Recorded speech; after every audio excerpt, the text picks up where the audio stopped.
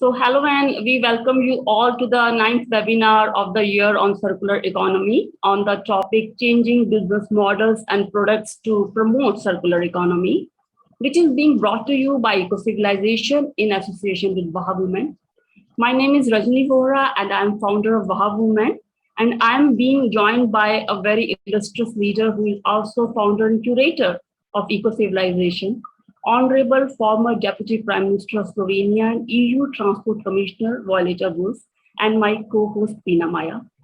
Since past few years, the whole world has been witnessing the way circular economy ideas are taking off across the globe, which is clearly seen in many businesses that have been applying circular economy principles to create products or businesses models supporting circular economy concept. How new age disruptive business models are enabling the circular economy through their innovative concepts, product designing and application.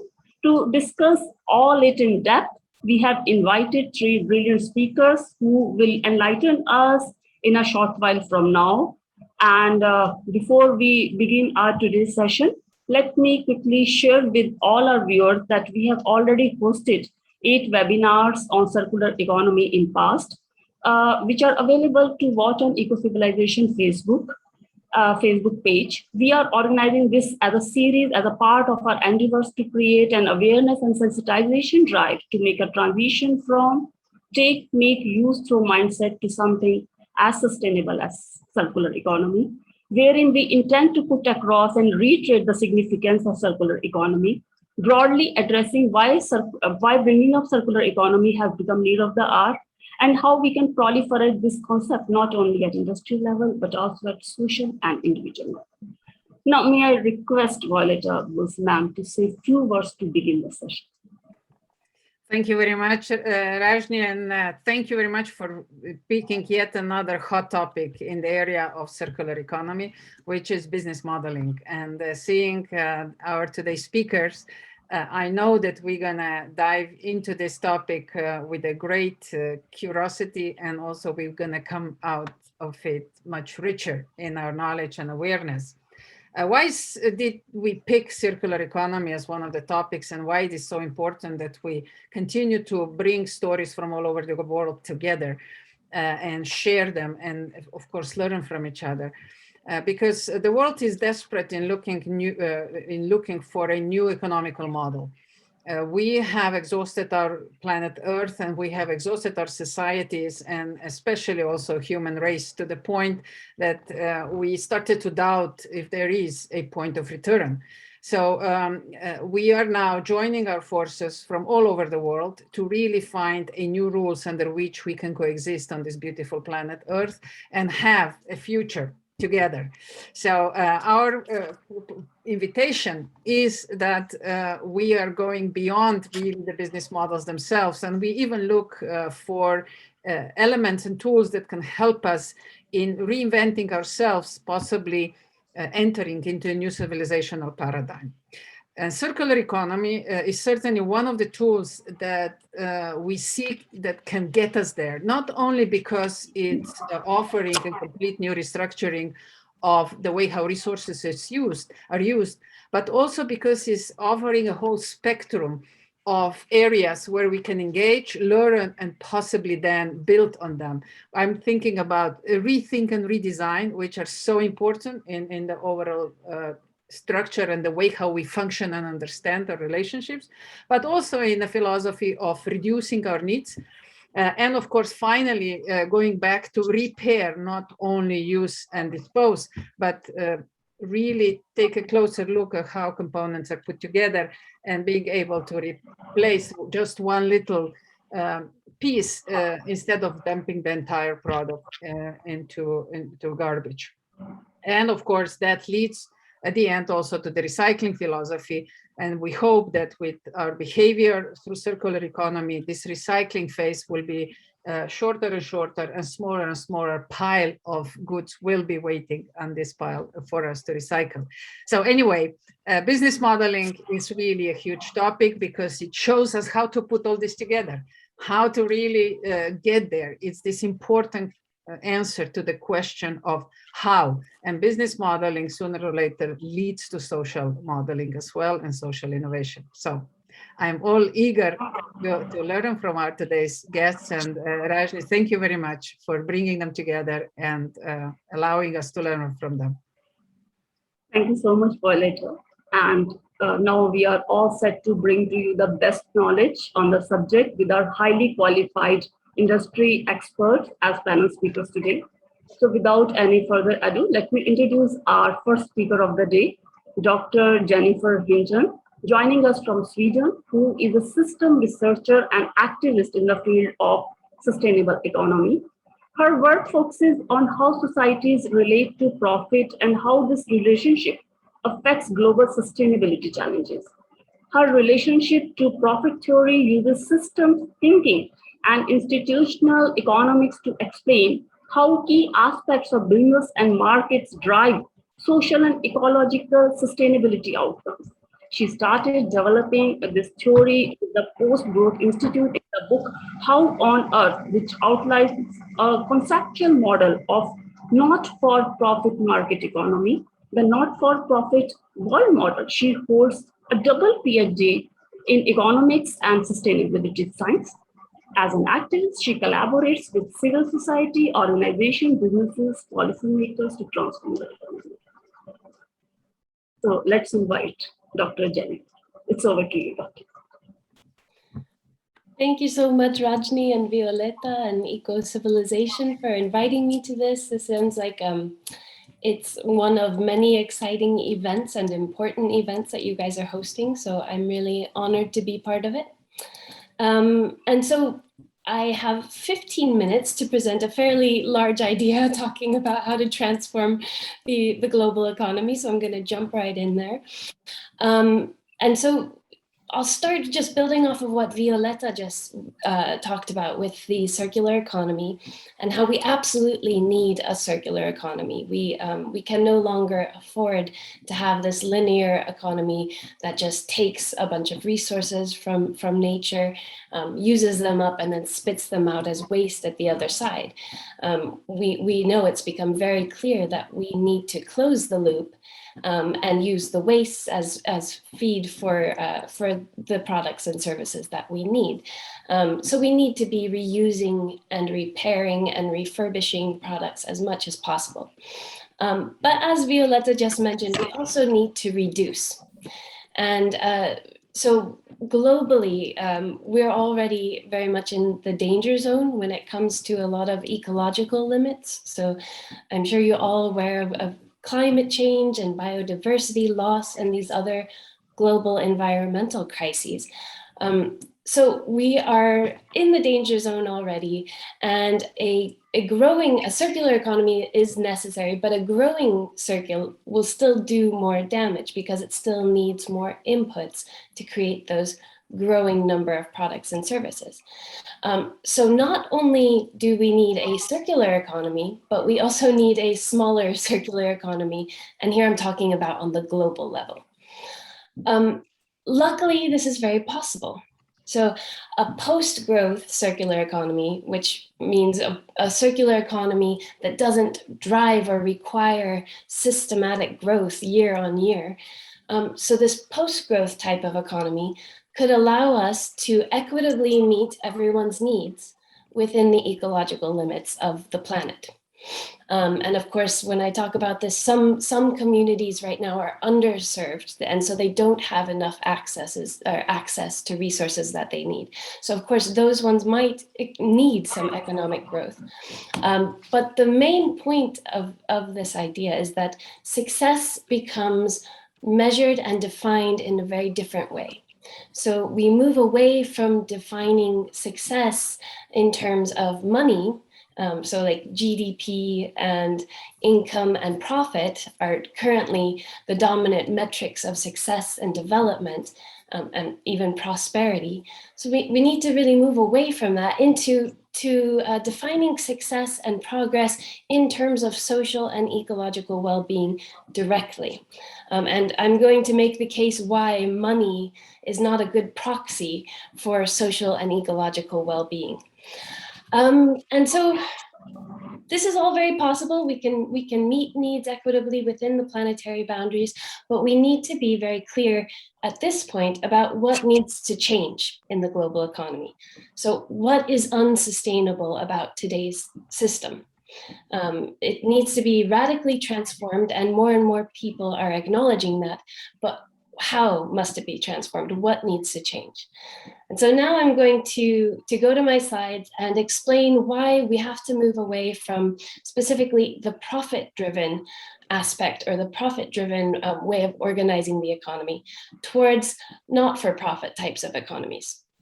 So let me start sharing my slides. Yes. And so many people have never heard of not-for-profit businesses before.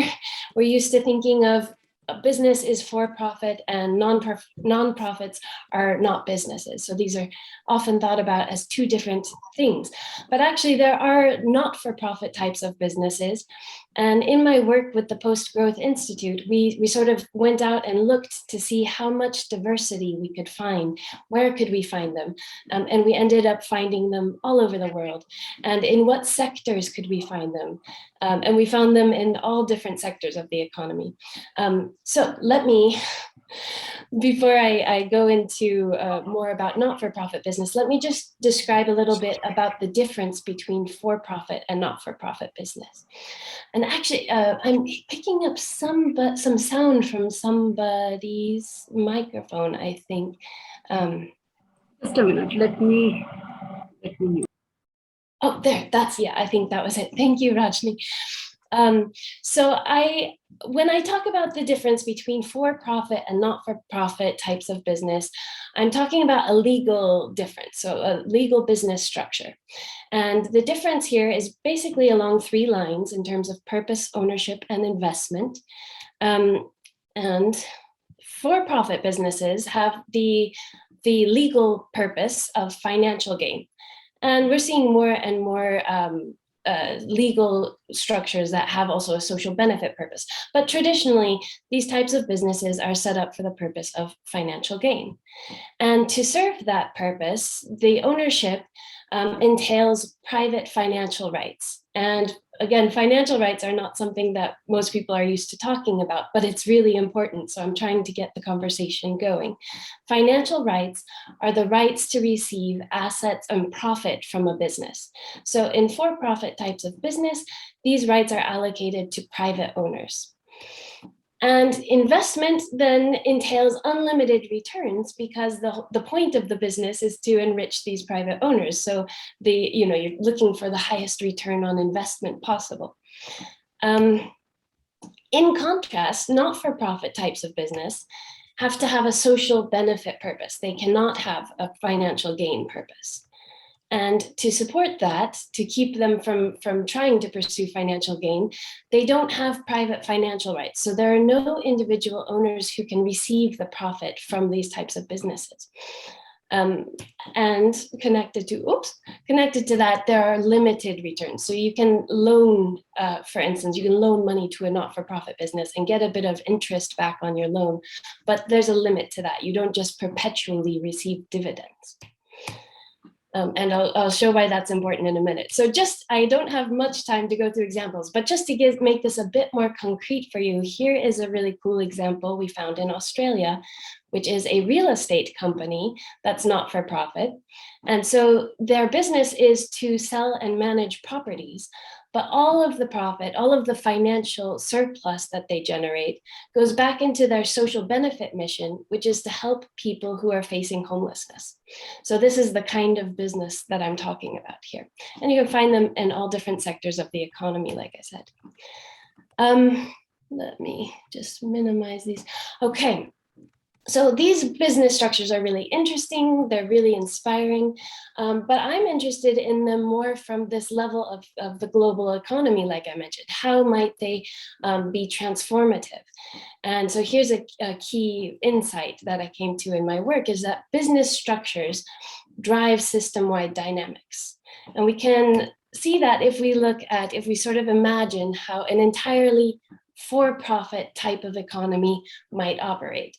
So just imagine an economy, a market in which all businesses are seeking private financial gain for private owners. And here I use systems thinking, which some of you might be familiar with. If not, I'm happy to introduce it to you. And this is a causal loop diagram. It's a diagram that is used in systems thinking to try to keep a larger, like a bird's eye view of the dynamics of a complex system. And so these arrows represent causal connections. So like the desire for financial gain causes investment. And the plus signs mean that the two variables move in the same direction. So more desire for financial gain, more investment. Less desire, less investment. And this R here means it's a reinforcing feedback loop. So think of like a vicious cycle where the dynamics of the system continue to just grow and grow or shrink and shrink. Okay. So this first step in my diagram is a basic picture of how most of us who grew up in capitalist societies, this is how we've been taught the economy works. So you have a desire for financial gain from investors. They invest into production, and production drives or allows for sales. And then sales result in profit, right? And so some of that profit might get reinvested back into this production cycle. But at some point, some of the profit will be distributed to owners because that's the purpose, right? The financial gain purpose. And then they might reinvest back into production. But of course, I'm looking at this from a critical sustainability perspective. So I'm interested in what are the impacts on people and planet of this system.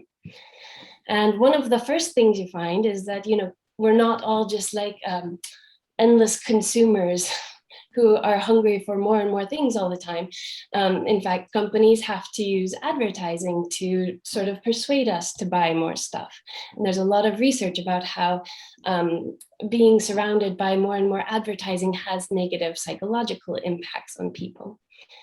Another thing that's not often shown in economics textbooks is the environmental consequences of all of this production and sales. And then the last sort of thing on this little dynamic that I'll add is planned obsolescence is another profit-seeking strategy that is often used in the for-profit economy, which is to design products and services to become obsolete before they actually need to be. So think of your mobile phone or your laptop or fast fashion that is designed to become obsolete so they can sell more. And I call this the feedback loop of consumerism. And this sort of explains a lot of the increasing environmental damage, but also the growth in GDP and sales and advertising that we've seen over the years. And unchecked, this will just keep growing and growing. What else happens in this system? Well, over time, because the purpose is really it's financial gain, the owners will accumulate money. And these two lines here refer to there's a bit of a delay. It takes a bit more time for them to accumulate money. But the more money they are able to accumulate, the more they can invest in shares or equity. And then the more money they can get. And so that's where we see like this growing number of billionaires who are just, most of their income is passive income coming through the dividends, through their ownership of business. And then at the same time, there's an inbuilt incentive for businesses driven by the desire for financial gain to keep wages as low as possible because wages are a key cost of doing business. And this is where these minus signs come into the arrows, where you see, more wages mean less profit. So the variables move in opposite directions. And as with these dual pressures of owners accumulating money and wages being suppressed, we see what's driving the increasing levels of inequality we're seeing both within and between countries. And one thing I really want to point out is that, what I'm looking at here are system structures. So these are just the rules of the game. This is when actors act rationally according to this desire for financial gain, the purpose of financial gain. And then one last thing, one thing, a lot of people see these dynamics and we say, well, we need taxes and regulations to make sure this inequality and environmental damage doesn't just keep going on.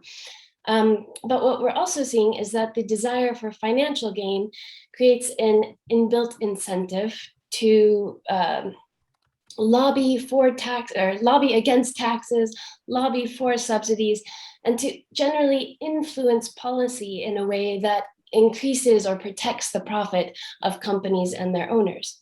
And I use Oxfam's term called political capture to sort of encompass all of these tactics, these profit-seeking strategies that businesses use to move policy in the direction they want it to. And so this actually exacerbates the inequality and environmental damage that we're seeing. And so these are the three key dynamics of the for-profit economy that I'll talk about today. And you can read all of this in a paper I've written called Fit for Purpose by the Journal of Political Ecology. But we've got this feedback loop of consumerism, of growing inequality, and of political capture. And then there's a lot of talk about, I should also mention that I forgot to press my timer. I was going to time myself, but if I start going way over, please let me know, Rajni. I should be finished at around 15 minutes. So there's a lot of talk these days about balancing people, planet, and profit. So what if we add social benefit to this financial gain goal? What if there's businesses that are operating for both social benefit and financial gain? Well, here we can see that the desire for social benefit and the investment in socially beneficial activities, for instance, in recycling and reusing things, can have a balancing effect. And that's what these Bs here mean. They're balancing loops. So to the extent that investment and profit are put into socially beneficial activities that might reduce inequality or alleviate environmental damage, we see this slowing down of these vicious cycles of consumerism and inequality. But it's really important to point out that there are trade-offs. The more that profit is directed to socially beneficial activities, the less it goes to owners and vice versa. And this is unfortunately a trade-off that's not often acknowledged. So then, what about if we go all the way, we take these not-for-profit business structures and we imagine how an entire market only of not-for-profit businesses seeking only social benefit, how might that kind of economy work? And might it actually be transformative? And here we see a quite transformed system. The structure of this type of economy is quite different. So the first thing is that the desire for financial gain is not driving the system anymore. The desire for social benefit is in the driver's seat now. There's no private owners receiving the profit of the business activities. Instead, all of the profit is either reinvested in production or goes to socially and environmentally beneficial activities that then can reduce environmental damage and inequality and other social problems. So one important thing to point out is that there's still the potential for overproduction, overconsumption, and environmental damage here. So it hasn't completely transformed all of that. But this is a much more balanced system, as you see with these balance loops. So to the extent that there are environmental and social problems like inequality, that will sort of trigger an investment into those problems. And another aspect of this system is that it aligns the desire for social benefit much more easily aligns with labor regulations, environmental regulations, and redistributive taxes that, we talked about might solve the problems of the for-profit economy if it weren't for political capture. And so the dynamics of a not-for-profit type of economy is that we can expect more equality, investment response to social and environmental problems, or conditions, because it could also mean that there's less investment needed because there aren't so many problems. There is the potential for less consumerism than in the for-profit economy, where the whole economy is just incentivized to sell as much stuff as possible. And so if there's less consumerism, could be more well-being and less ecological destruction. And sustainability interventions can be more effective, like those environmental regulations that I mentioned. And so I see the not-for-profit economy not as a silver bullet that will solve all of our problems, but I see it as necessary, but not sufficient. And so, I think we also need a culture of sufficiency. We need it to be circular, like I said. We definitely need the circular economy. I also see it as necessary, but not sufficient. So if we can have a not-for-profit, post-growth circular economy, I think we could actually, have a sustainable economy and a sustainable society. Because right now that for-profit, growth-driven economy is sort of moving into all spheres of society and the environment. And last point here is that this model of a not-for-profit market economy expands the horizon of possibilities beyond the dichotomy of capitalism or the state-planned economy. Because I bump into this a lot in my work, is that a lot of people feel that this assessment of the for-profit economy resonates with them. They experience this, but they think that the only alternative is a state-planned economy, and so we're just stuck with capitalism. But a not-for-profit market economy provides an alternative. And thank you.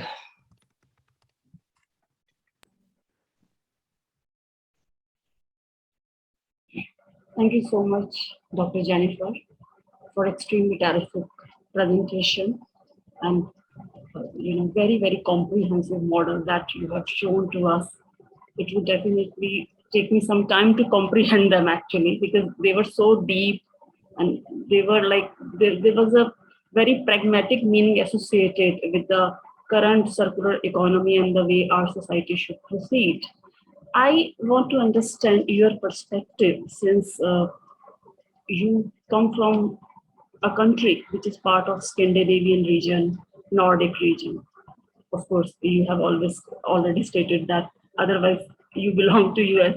But in your experience, where do you see CSR activities in many organizations, in big multinational companies in Scandinavian regions, when we are talking about social benefits, social activities, not for profitable of economy, when we are seeking that? Mm-hmm. So just to clarify, you mean Nordic companies and their CSR activities? Yes, I mean to say, if I put together Norway, Sweden, Finland, Denmark, in your experience, where do you see the role of CSR activities? And do you think what companies are doing currently is sufficient, or a lot more is needed to be done? Because companies are putting up a CSR department, and undoubtedly many companies are very, very seriously doing it. Where do you look? Where do you see the role of CSR activities, and where would you like to see that CSR thing to go ahead? Yeah, no, that's a good question. I think that, like you said, that the companies all around the world, and in particular maybe Scandinavian companies, or Nordic companies, because the Nordic culture is putting a lot of pressure for sustainability on their companies. We are seeing a lot more talk about CSR. We are seeing, like you said, sustainability reporting and sustainability departments. The Swedish government has made sustainability reporting obligatory for companies over a certain size now. So I think there are some hopeful signs there, but there's still a lot of it is very voluntary, and how you're going to report and how you might, overlook some negative impacts to report positive impacts. So I think that there's a lot more that needs to be done. I think that, one of the things that I've found in my work is CSR is typically about this win-win-win idea that we can have profit, people, and planet.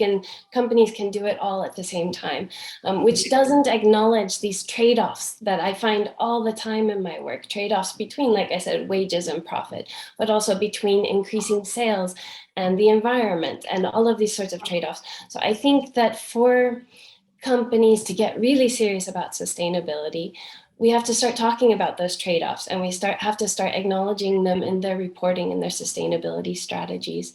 And for them to do that, we have to have, more of a better social environment and political environment to do that. So. Thank you so much, Jennifer. And Pina, if we have any more questions for Jennifer at this moment, can you please let me know? Hi, yes, so actually we just have one right now from Ramit. He's asking, so at some point it would be good to hear where you usually get stuck when talking to critics about this. That's the challenge we all need to solve, for the roadblocks where we get stuck while promoting this way of life or business. Yeah, it's a good question. I mean, I think one of the places that people often get stuck when I present this work, well, there's a few different things. Some of them are just misunderstandings. For instance, misunderstanding what I mean by not-for-profit business versus like these large charities like the Red Cross or something. That's not what I'm talking about. I'm talking about businesses. So there are some just misunderstandings. But there's also this interesting sort of collective mindset that sees my ideas through a lens of, is it capitalism or is it communism?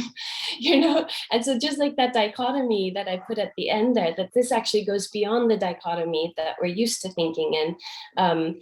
It kind of can keep people from seeing these ideas for what they actually are. And so they're like, okay, but this is just, critics of capitalism will say, oh, but it's a market economy, so it's just another capitalist approach. And people who are very skeptical of anything but capitalism say, oh, it's just another form of communism and we can't trust the government. And I say, well, this is a market economy. So but I think that's one of the main challenges, really, is opening up the discussion beyond this dichotomy that we've been trapped in for decades. I call it Cold War trauma, because I think you can trace it back to the Cold War, where it was like, we only have these two ways of organizing the economy. Okay, so Jennifer, there's one more question from Violeta, and would you like to read that? Sure. So where do you see the core area that we should focus on to continue to evolve the model for nonprofit and avoid ISMS? And avoid, sorry? Isms, avoid isms. Capitalisms, socialisms, to go beyond that. Mm-hmm. Okay, so sorry, I got caught up on the ISMS. Can you say the question one more time? Sure. So where do you see the core area that we should focus on to continue to evolve the model for nonprofit? It's hard to point just one area, because this comes to a question that I always get, which is, okay, I like the model, but how do we make this transformation happen? And I always answer, well, it happens on all different levels. So we need shifts in policy. There's a lot that governments can do to make, make the playing field more even for not-for-profit businesses, or even to favor not-for-profit businesses, or encourage entrepreneurs to start not-for-profit businesses, or to transition their companies from for-profit to not-for-profit structures. So there's a lot that can be done at the policy level, and there's a lot that can be done at the company level, like we mentioned earlier, Rajni. But I think there's also a really important role for a social movement to support this, to push for, like you said, going beyond the isms, that, we're not just stuck with this dysfunctional capitalist model. There are alternatives, and we want this from our companies, from our policymakers.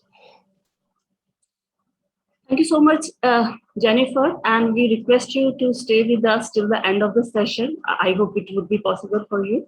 It is, yeah. Thank you very much. Yeah. So now it's time to invite our next speaker, Michał Miszo from Poland, who is co-founder of food tech that accelerates startups which brings sustainable impact to food industry. He started his entrepreneurial adventure with Polish Your Cooking, which grew to be the biggest culinary entertainment agency in Poland, and 𝐶𝐫 an online foreign exchange platform also he has built. Being an angel investor as well, Miha invested in and advised a few other businesses from food, energy, and construction industry.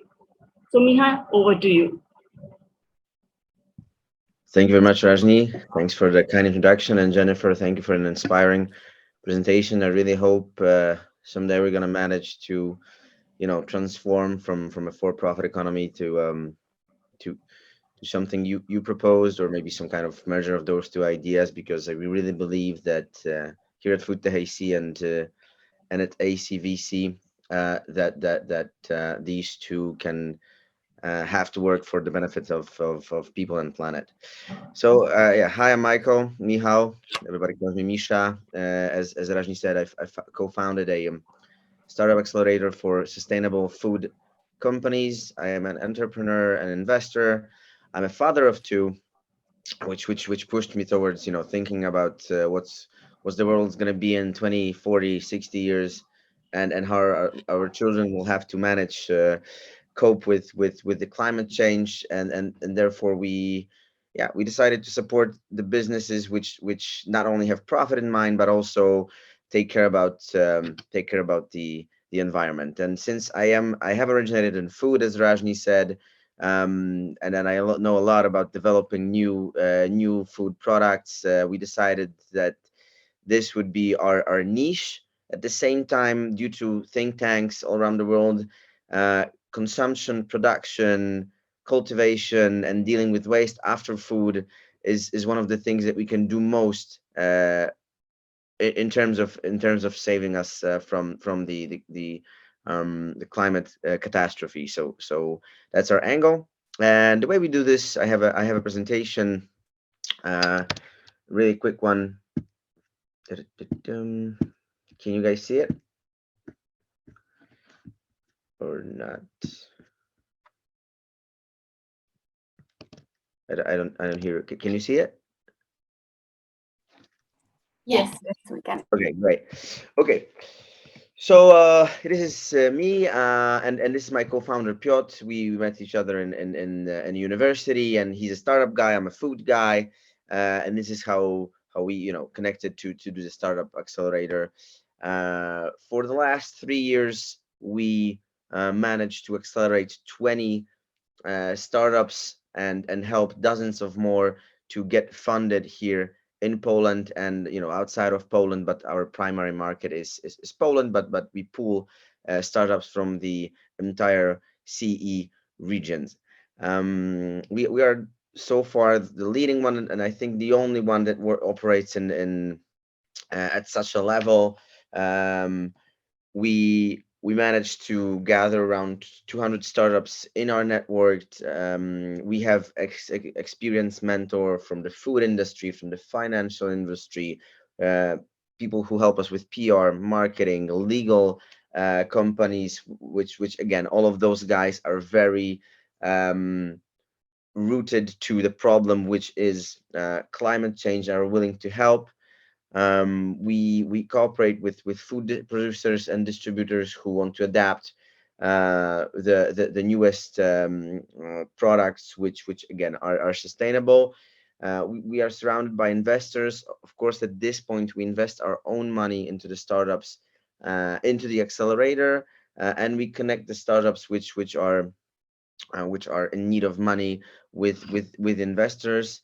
But here we deeply take care that the startups are not the investors do not take advantage of the startups, which very often is the case. So I used to work in banking before my entrepreneurial venture and consulting, so I know that it's a vicious world out there, and everybody wants to make a profit no matter what, and Poland is not the exception, especially in the banking industry and the venture capital industry. So we deeply take care that our startups are well taken care of and not taken advantage of when it comes to being invested. we accelerated, yeah, so this is the old number, but we accelerated 20 startups in our program, and we received nearly 200 applications from all around the world. I believe that the problems we tackle are well known to you, so I won't dwell here. Basically, we consume too much in the pace that we do. We would need 2.8 times the planet we have. Each year, the date of Earth Overshoot Day is earlier and earlier on the calendar. So again, we are very highly, we are just consuming too much. Our economy is not only ineffective. For example, the technologies we seek for are supposed to improve the effectiveness of agriculture endeavors, and I will tell you about that a little bit more. But basically, we use too much land, we use too much water, which is not only ineffective economically, but also not ecological. And again, we need for to achieve all of this, we need research and development, and that's what we also focus on. When it comes to market trends, because we believe what we believe in food tech is that we can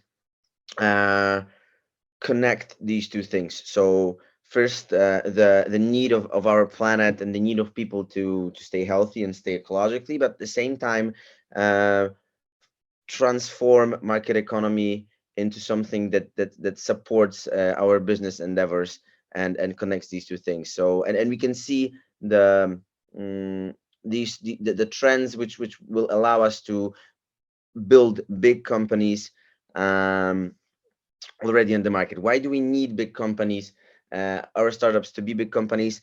That is because we consider the biggest companies out there not ethical and not ecological, and our understanding of status quo is that you either, if you cannot join the big market companies, and we don't, you have to fight them, and you have to be the new big companies which have better ethos of working, which channel back the parts of the profits into the most needed channel back, just give back to the economy. So that is why we seek out for the trends which support our mission, and we can see that Americans, for example, reduce meat consumption, meat consumption radically.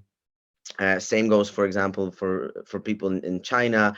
They not only have internal motivation, but also it's a national target to decrease the consumption of meat by the Chinese people by half by 2030. And we can see amazing data in Poland as well, that 57% Polish people want to reduce meat consumption, which is great for our economy, because as you guys probably know, meat consumption is one of the driving forces for meat industries, one of the drivers the driving industries for the climate change. You can also see the dynamics of the meat replacements and dairy replacements, which in the US is booming, and that's also a very good sign for our companies to get into that market, to grow quick, and to really change the economy, not just be small things which are irrelevant in terms of the whole global economy. What kind of challenges do we usually tackle?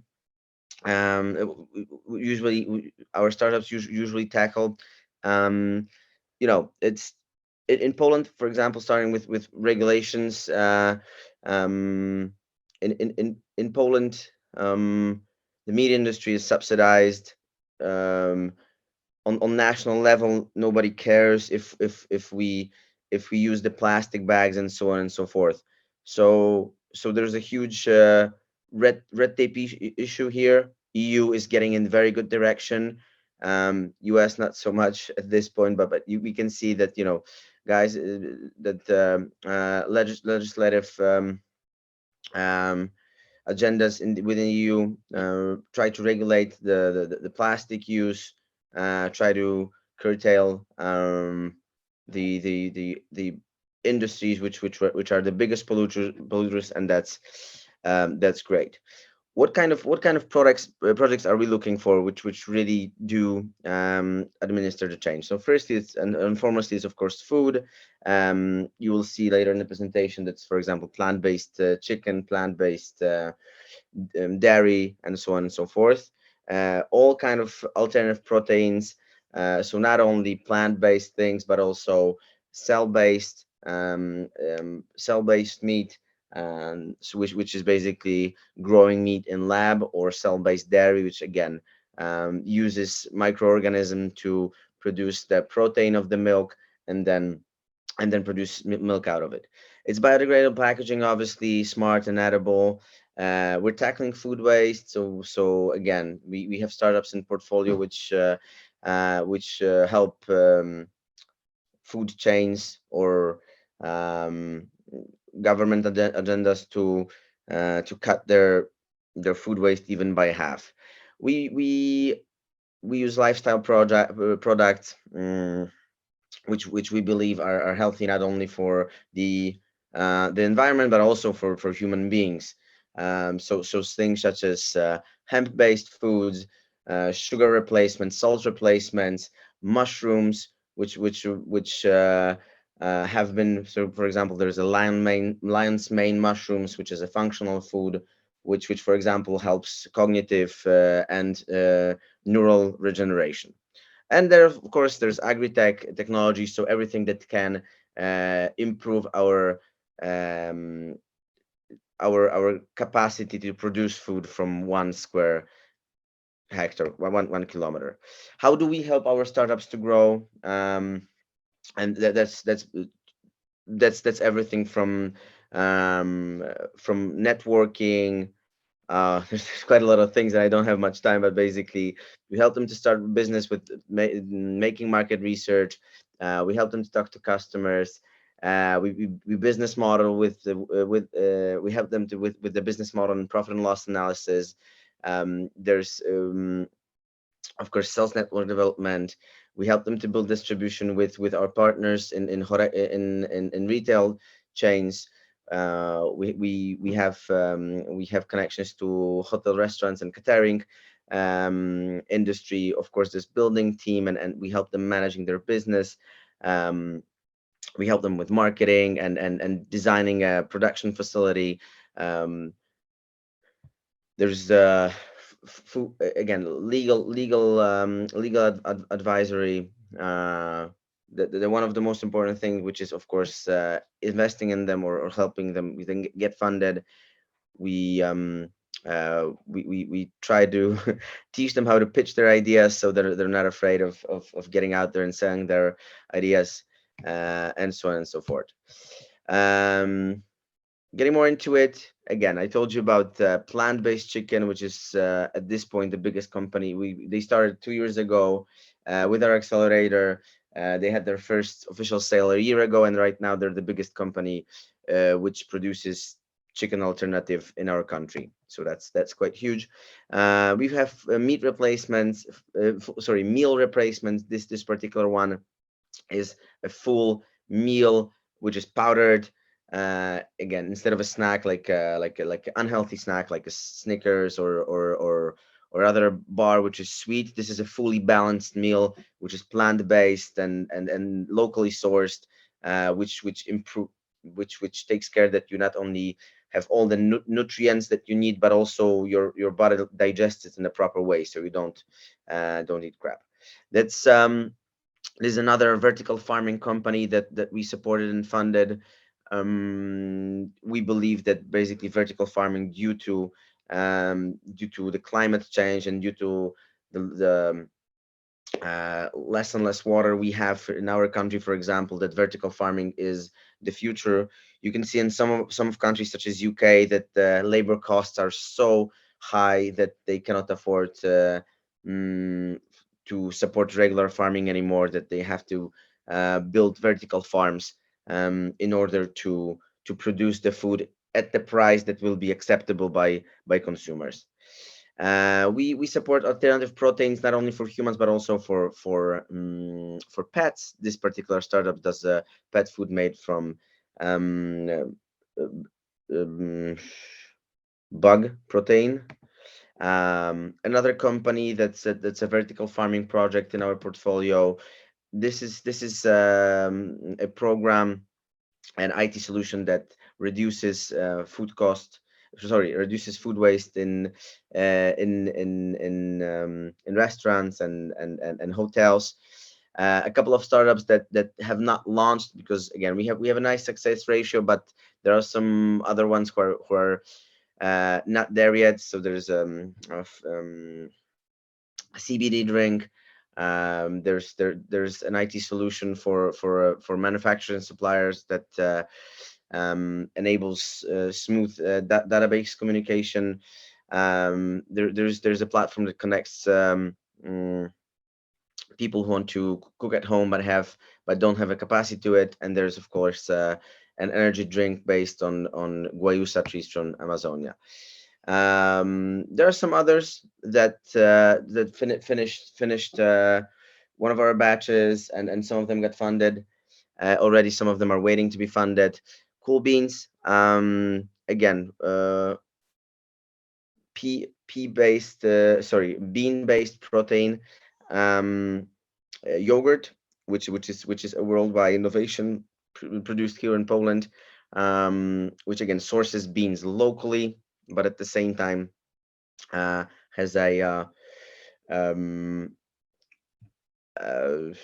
that has high protein content, is a yogurt, so has all the natural bacteria that you want from yogurt, but at the same time doesn't have the aftertaste of soy, and is not an allergen like soy, and doesn't have all the controversies that go around soy production. So that's that. There's Food Jack, which is another meat replacement. Quiche Mash, that supports our natural biome in our gut, so they produce fermented foods. Mama Me, so fully plant-based baby food. 𝐉𝐞𝐧𝐬, which is one of our agri-tech startups that produces personalized biodynamic fertilizers for soil. And there's a bread which uses unsold upcycled bread to produce premium brands of products such as cosmetics or alcohol. As you guys probably know, we're raising a fund. So again, we want to be a new quality of VC funds in Europe. We've seen those kind of VC funds in the US, which again invest in sustainable UN development goals startups, and we want to be one of them, taking care of people and planet. So we're in the middle of raising a fund, which we can spend to support startups which produce those technologies. We have accelerator. We're a venture builder. We build our own companies. We advise big companies how to become more sustainable in terms of food area, but then again, not in a greenwashing way. We only care about truly making a change in those companies. We analyze trends. We're hoping to get a food tech lab soon, so a small facility where you can trial reproduce where our startups can produce trial batches of products and then test them in the market and see how it goes. I highly invite you to join our community of mentors and partners. There's again, if you guys are interested in getting into the food tech community in Central Eastern Europe, there's a food tech community group that I invite you to join. There we post the recent findings in food tech, and investing in food tech area. Thank you very much. I hope I didn't exceed my time too long, and I hope the presentation was clear. Thank you, Misha, for such an engaging presentation. And I hope in the community that you are making, you have already, you are going to put down somewhere the link so that, people who are participating today here in this webinar, they could have a look at that link, and if they desire, they would be able to join it directly. So you can always drop the link here in the chat box. I will. So, Misha, I have a question for you. you are being someone who runs business in food industry, and you are an angel investor as well. What trend do you see rising in startups which are jumping into this food industry business with key focus on circular economy? So I wouldn't see one trend. There's a few of them that I described in my presentation, but the one that I'm most proud of and really helps me to look into the future with hope is that more and more, not only first-time founders, but also people who exited their businesses are looking to make a change with what they do, are not going only for profit. Of course, at the end of the day, having a healthy business is what sustains it in the long run. So they have to look at the metrics. We all look at the numbers pretty heavily, but at the same time, if there's a mission, which the mission is very important for two reasons. Firstly, it shows your customer that you care, and you're a founder that truly believes in what they do. So they can identify with the company and the product. But at the same time, it also allows entrepreneurs to stay longer in the business, so not fall out because of, if the money runs out, a lot of people will say, oh fuck it, I'm not going to do it anymore, excuse my French. In our industry, we see that 15 out of 20 startups that we accelerated are still working, and even though they often don't have money, they keep going because they believe in their mission, and it's great. And we see this, that they really want to change the world, and if people with such drive are unstoppable, so we're really happy to have them on board, and we're really happy to see that, again, more and more people are getting into sustainability, and they believe that we can together forge a new type of economy. Great, Neha. I hope you stay with us, and because we still have one more presentation to come, so please stay with us. And now it's time to invite our third guest, Sandra Gubera, who is the founder and CEO of Circulars for the Future, an organization that promotes a human approach to circular economy as a key lever for sustainable development. She's an international speaker, lecturer, empowering pathfinder. She holds the Spanish chair at G100 Wing Circular Economy, a global network of women working on this topic around the world. She's also a member of board of advisors to European projects while coordinating an expert's degree in circular economy and sustainability at the European School of Management, specially crafted for Latin America. Very pleased to have you, Sandra, here, and so over to you.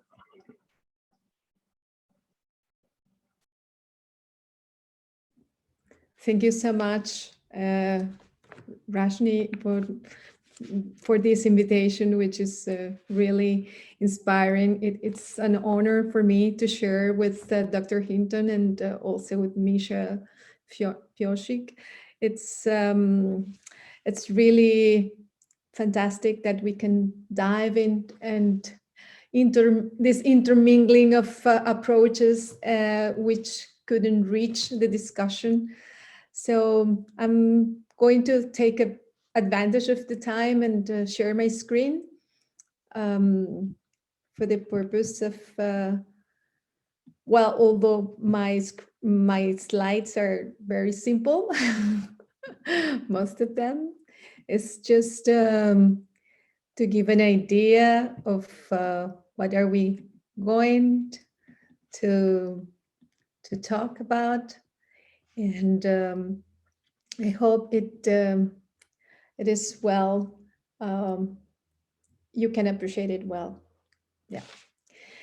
Well, so transforming businesses was the suggestion we for getting to promote circular economy. And I would say that let me just see if we can do that right. Transforming business models from linear to circular requires learning from nature. As Dr. Jennifer Hinton was saying, we need to approach this in a systemic way. And systems are not just natural systems, but are also it includes also people, which is why we're talking always about a human approach about circular economy. So integrating the principles of circular economy in businesses to design new business models or to transform existing enterprises needs to go beyond fixing the flow of energy and materials. We know that is very important, and it has been underscored by my fellow speakers. We cannot afford to continue producing in the way we have been doing it so far, in the linear way, generating so much waste and pollution. This is well known.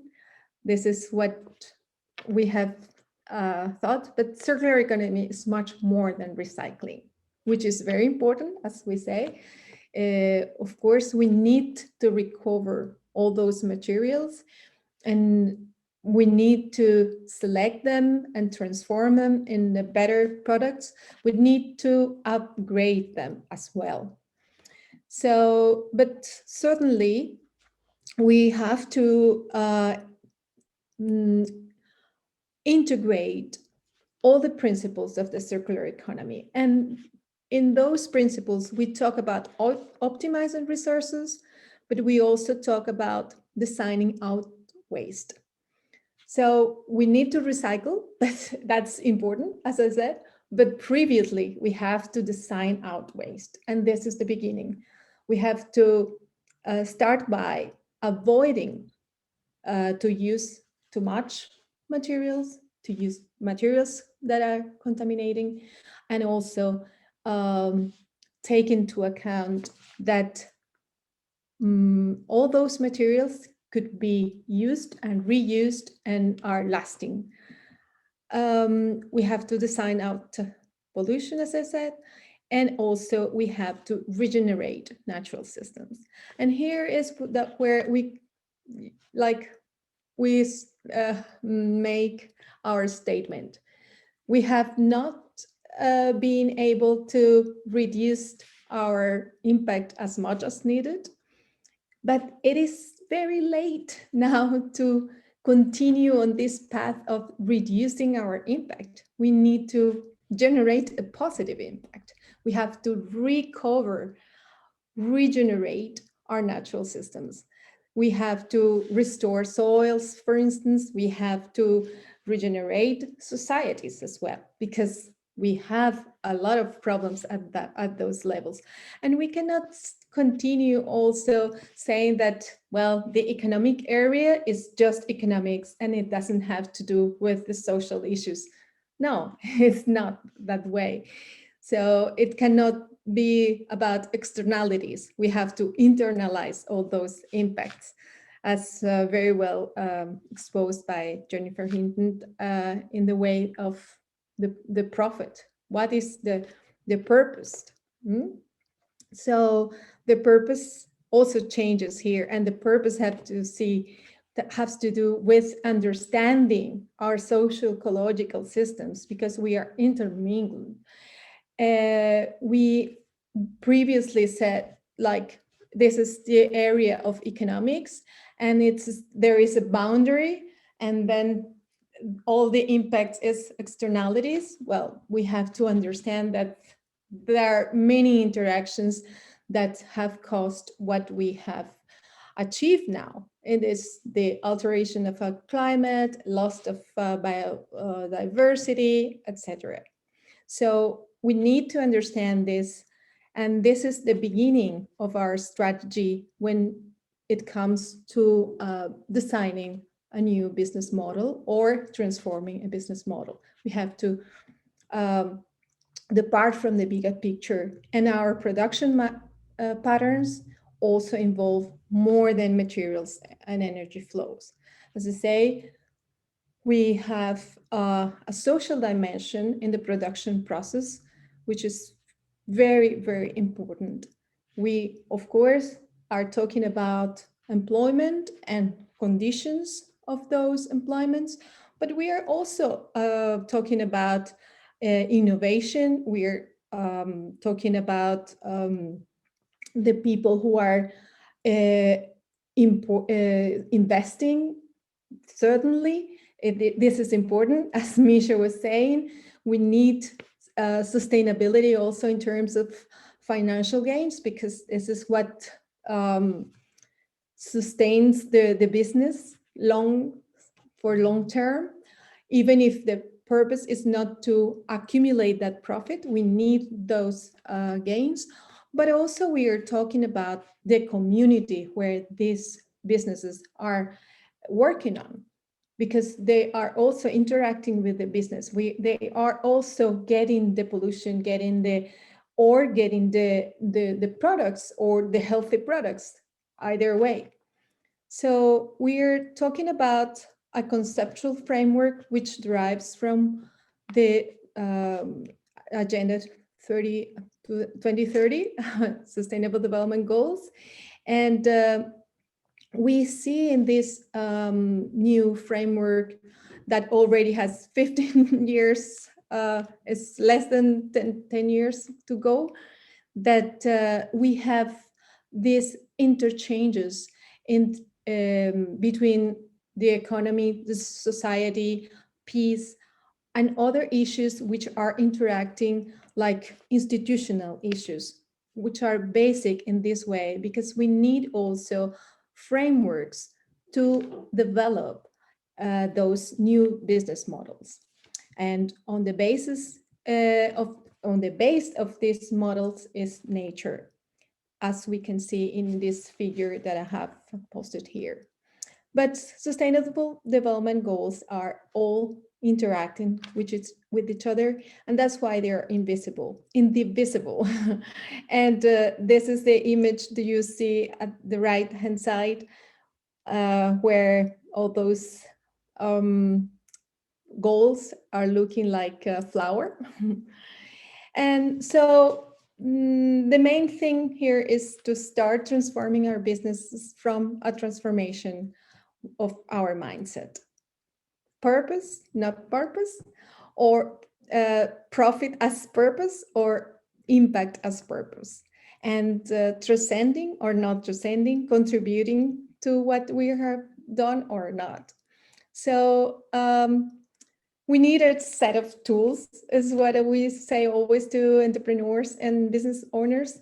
We need a set of tools, but the main ones are our perspectives, our mindsets, and we have to open our view and see wider and diverse reality that we have in front of us, to not only fix the flows of matter and energy, which of course we can improve a lot, but also to enrich and regenerate our social dimension inside the company and outside the company also. So I have brought an example of one of the entrepreneurs that I have been mentoring, which I love this example because it's just an inspiring guy who decided to set up a company to sell chocolate, but in a healthy way. He said, well, I want people to take advantage of all the goods, nutrients of cacao, but not the excess of sugar and all the things that might contain the chocolate. So he decided that, and he started designing his model, his business model, but he realized that for offering us a healthy chocolate, we needed to go back to the beginning, where this cocoa is being grown, how this cocoa has been grown, which practices. So he is teaching agroecological practices to the growers so that he can get a really good cocoa.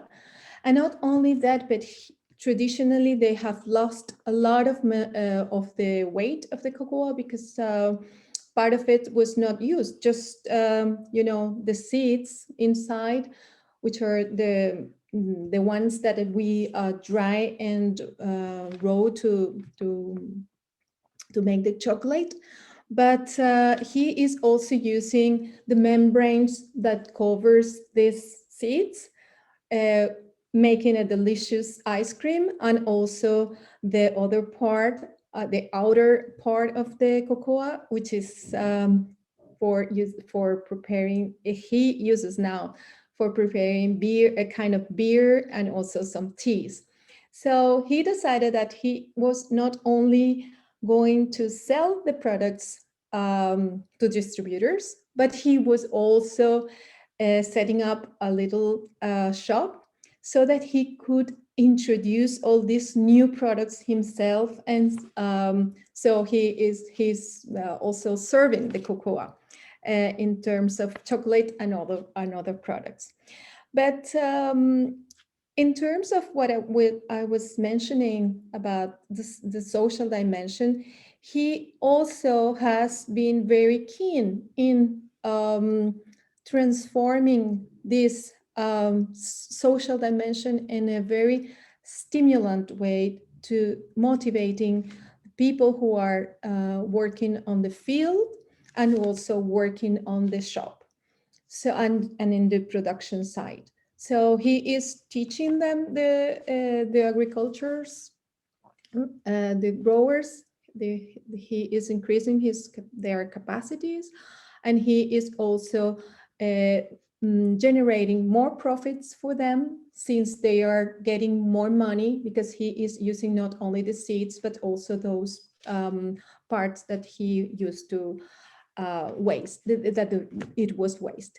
So now the community is flourishing more, and also the people who are working with him, because they are learning so much more about circular economy, and also about revalorization of waste, but also about restoring their own communities and their own soils. So this is one of the examples. And the other one is a group of people who are making a beautiful work in Chile. They're called Trenzados Cuauhtémoc, and this was a young designer who took and restored a tradition of making huts with a part of the blend, of one of these cereals that they cultivate there. And they used to waste all this material when the tradition stopped. So she has recovered this tradition and restored and regenerating the community, who now have something to do and incomes to generate, and conversations, and recovering this tradition. They have revived many of the designs that were almost lost. So this is a way of combining circular economy with this social dimension.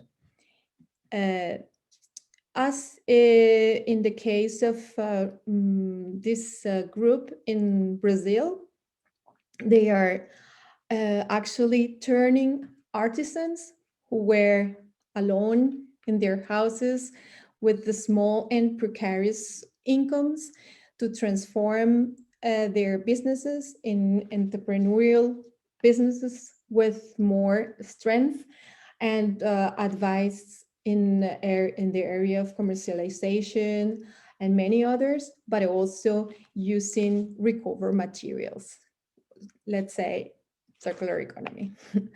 And of course, those were small examples, but we also have big examples, and we can also transfer these concepts into projects like this one, 𝐼RODI, which is a very big, actually, research it is going on now.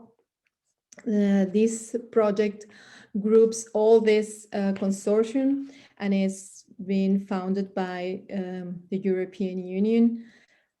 The focus in this project is to recover the oil that it's left after the process of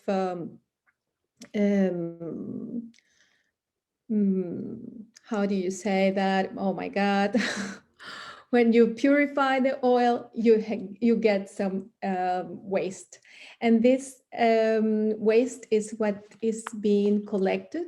And the research, what aims is to get back the positive things that are there.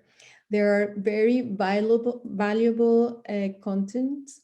For instance, surfactants that are in those waste streams, as well as squalene and tropopherol, which is vitamin E. So all this is researchers are trying to recover all this in order to introduce this again into the production processes of companies which might be producing cosmetics, or might be producing detergents, for instance, for the food industry, and so on. So where is the social dimension? The social dimension is on the positive impact that it will be on the health of clients using biodegradable base oils and polyurethanes coming from this source, and also in the way that they are produced, and of course in all the production line, taking into account the people, diversity, and their innovation, because there are many other issues, not only just taking into account people, but recovering cultural traditions, as we saw in the case of 𝐸𝐸, or recovering the way that things have been done, or a machine has been designed. This is also regenerating the stream. In this case, this is another young entrepreneur from Colombia. She has set up a platform to rent toys, to rent toys. So she has realized, she has combined the poverty and also circular economy to say, well, there are many children who are not able to receive, to get toys, to get to play with good toys. So she set up this platform, and she pays to families for renting their toys, and it's on the range of 0 and 7 years. And then she actually facilitates this to schools or families who cannot afford to buy toys. And she has just got financial support from angel investors to expand this platform and take it to other cities in Colombia, as well as in Latin America. So, well, but there is also another social dimension, which is less commented, is the dimension from the buyers. And the perspective of the buyers when talking about circular economy, it's not the same when they say, okay, recycling is like, it is far away, it is the company who has to do it, or refurbishing, this is the company who has to do it. But if we show the buyers that they can have a different experience, well, things might change, because actually we give the power back to the clients, the owners or the users of the products. And in that term, they have to realize that, first of all, they are the ones who can reduce the consumption or rethink their consumption. And also they're the ones who decide whether to buy or or to use.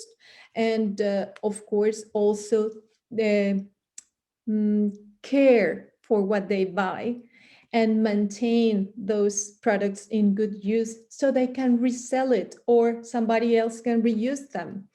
And also the opportunity they would have to contact people who are remanufacturing to get an incentive by the, for instance, for the products that they have used, and also if it is recycling, which is where we have the less value, we can also take care of selecting the way that we are going to dispose products.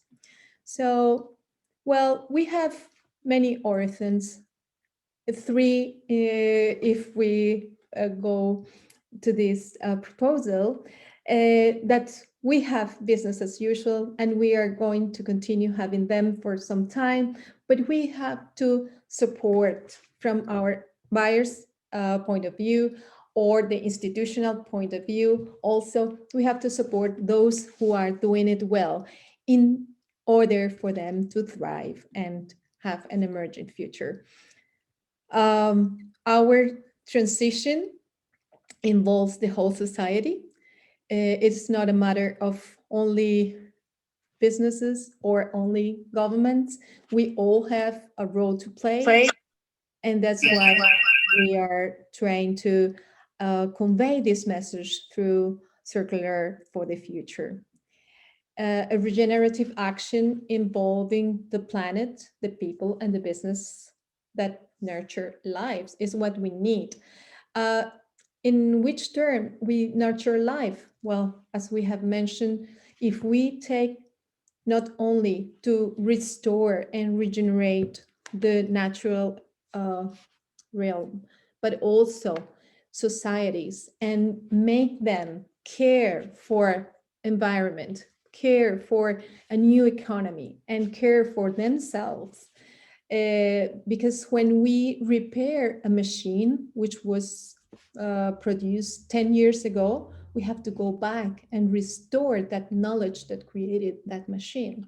And this is also circularity in terms of a social culture, which is also needed.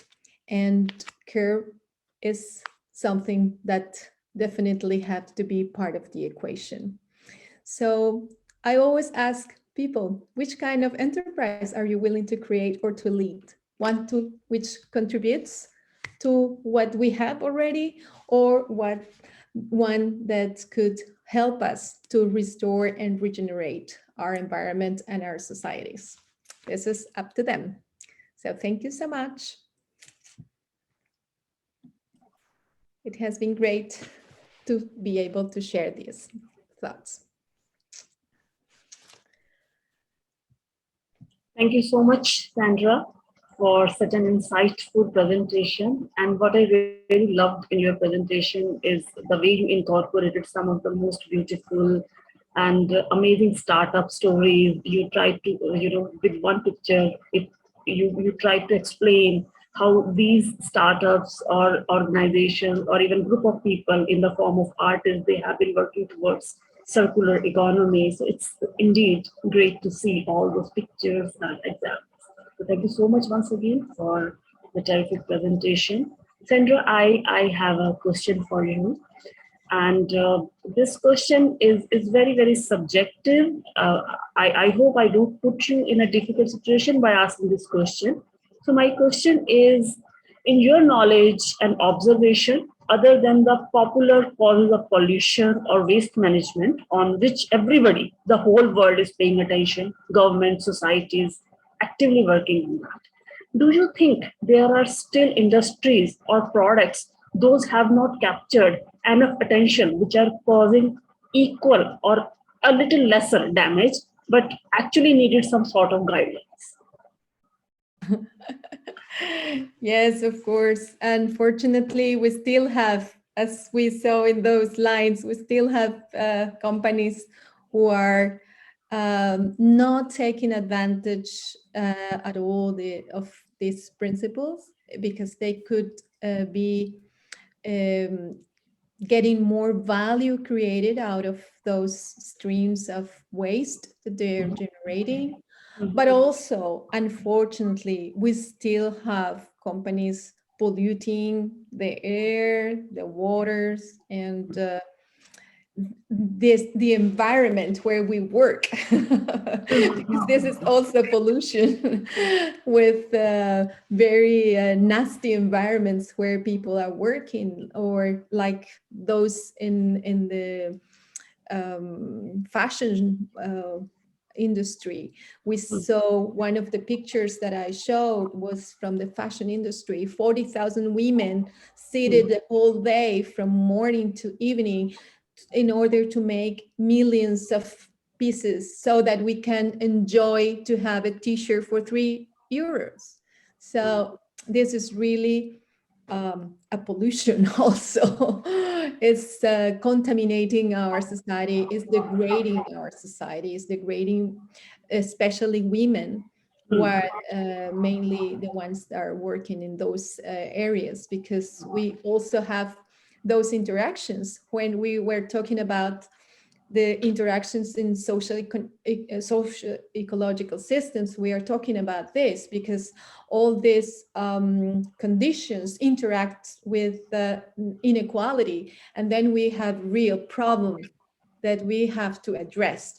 And if we are going to change our economy, we cannot say, okay, we are going to fix just the materials and the flows of energy. We have to also address this combined, because the interactions like health, if we take care of health, we are taking care of health of whom? The top managers, or we are talking about the people who are smelling all these contaminated products or not being taken care We of? definitely cannot solve each and every problem in isolation. We have to address them collectively because all are intertwined along with each other, one another. Jennifer, how do you reflect on the same question that I asked Sandra just now?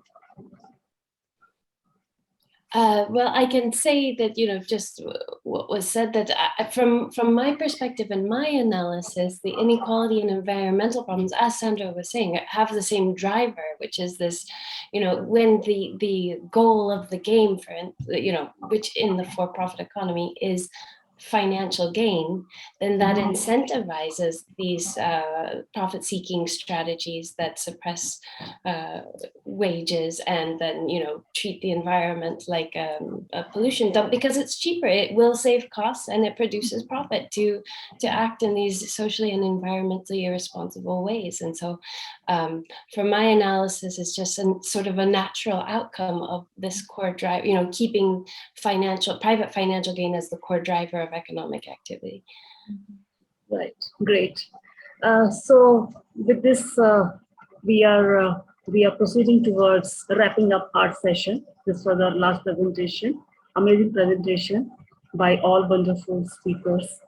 And thank you once again, Dr. Jennifer, Misha, and Sandra, for sharing your very valuable knowledge, experience, and taking your time to enlighten us, to enlighten our audience. It's been really, really deep, insightful session for all of us. And we would definitely love to thank our participants as well for their active participation and interest and time. So please keep visiting www.ecocivilisation.eu for further events and their details. Thank you so much once again for joining us today, and we will see you next time. Till then, take care. Bye-bye. Thank you so much once again, Jennifer, Sandra, Michelle, Violeta, and Pina, and all participants. Ravit, thank you so much for joining us today. Yeah. Thank you very much to you, Regini, and also Violeta. Thank you so much. Thank you. Thank you. A pleasure to coincide with Jennifer and Misha. Likewise. Thank you so much. Bye-bye. Bye-bye.